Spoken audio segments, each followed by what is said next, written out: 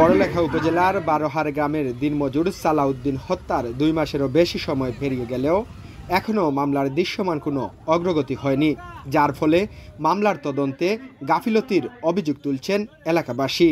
মামলার তদন্ত কর্মকর্তাকে পরিবর্তন, দক্ষ ও বিচক্ষণ কর্মকর্তাকে দিয়ে ক্লুলেস এই হত্যার রহস্য উদ্ঘাটন এবং প্রকৃত খুনিদের গ্রেফতার এবং তাদের বিচারের দাবিতে মানববন্ধন করেছেন তারা।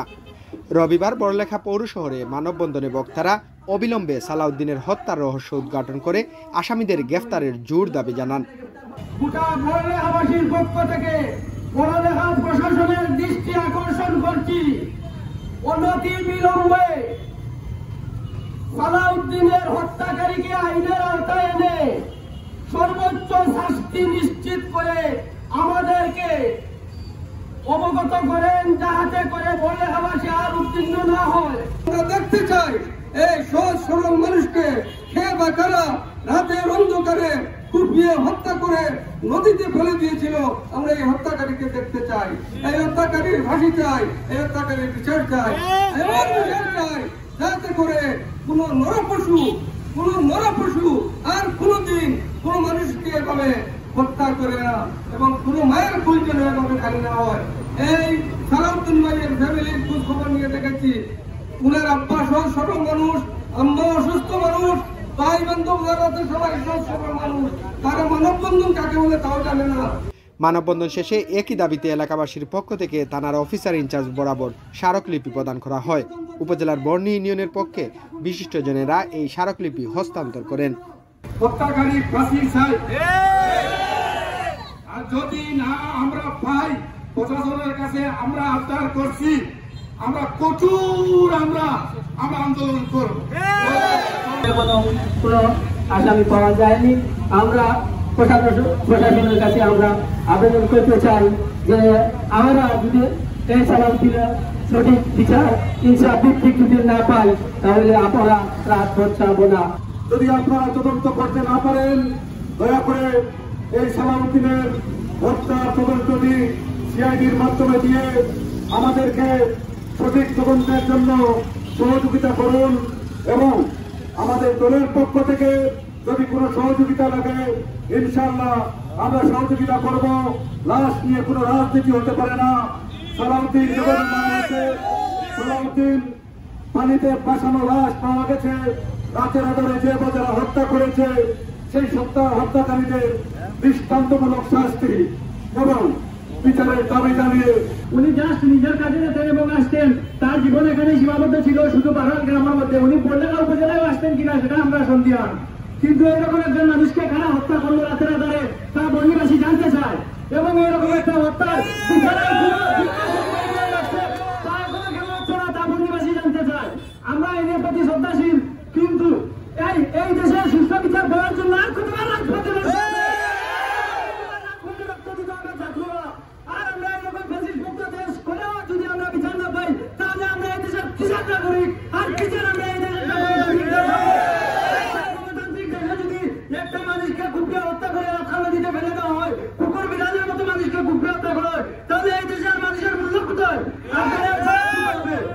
আজ থেকে 2 মাস আগে রাত্রের অন্ধকারে পরিকল্পিতভাবে একগুলো সন্ত্রাসী তাদের সন্ত্রাসীদের মাধ্যমে ওনাকে নিহত করে খালের মধ্যে ভাসিয়ে দিয়েছিল। দ্রুত যারাই এর সাথে জড়িত ওনাদেরকে দ্রুত আইনে আনা হোক।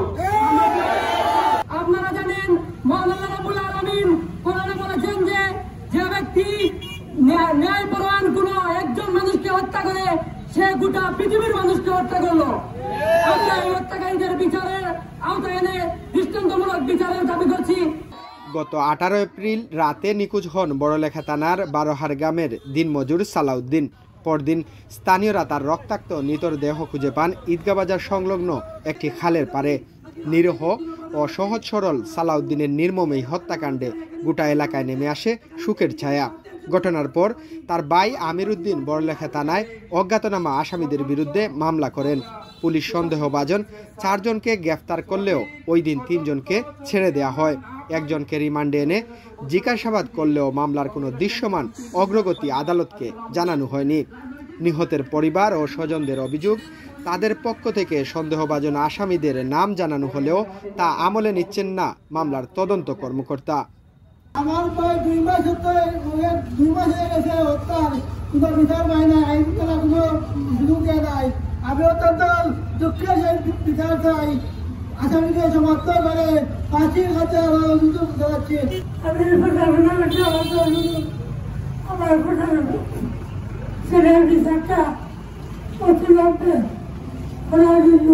কেন পড়ালেখায় এই গুপ্ত হত্যা সালাউদ্দিনের হত্যাকারীকে গ্রেফতার করতে এত সময় হচ্ছে? কেন তো কাল বিলম্ব করছেন আপনারা? যদি কারো ইন্ধন থেকে দেখে, কোন রাজনৈতিক মহলের চাপ থেকে দেখে, তাহলে আপনারা স্পষ্ট করুন সেই বিষয়গুলো। আপনারা কাল বিলম্ব করবেন না, আপনারা স্পষ্ট করবেন।